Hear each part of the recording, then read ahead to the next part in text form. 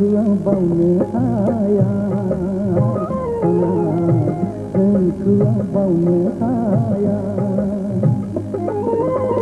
nên nga bela thằng này hanai nona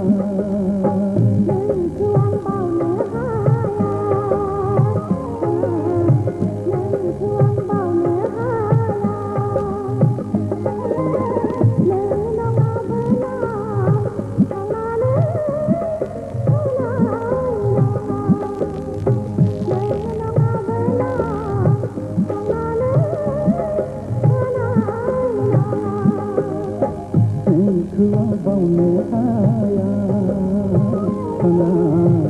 thương vòng aya thương vòng aya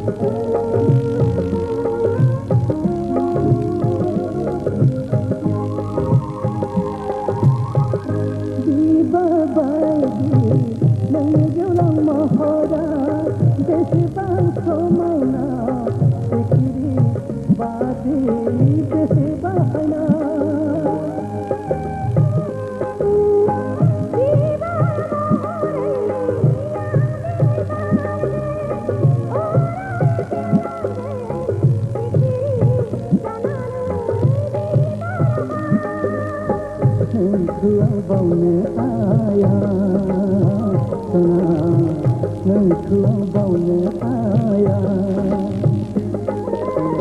nên nga bela thằng này hanai nona nên thương vòng aya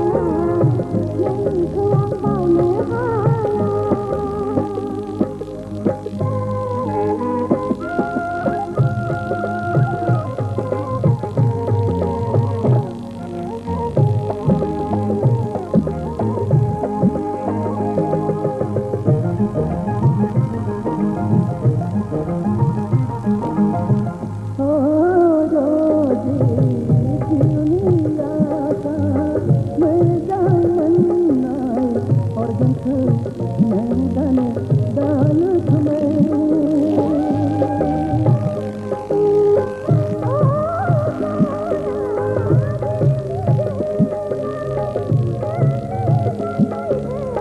thương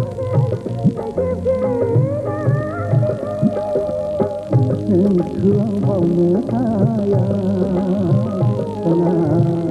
aya thương vòng aya nên nga bela thằng này hanai nona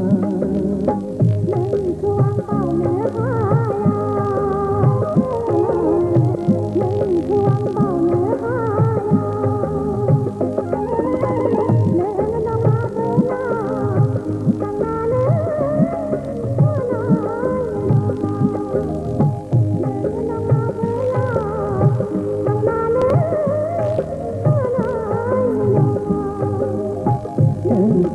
vòng thương vòng aya thương vòng aya thương vòng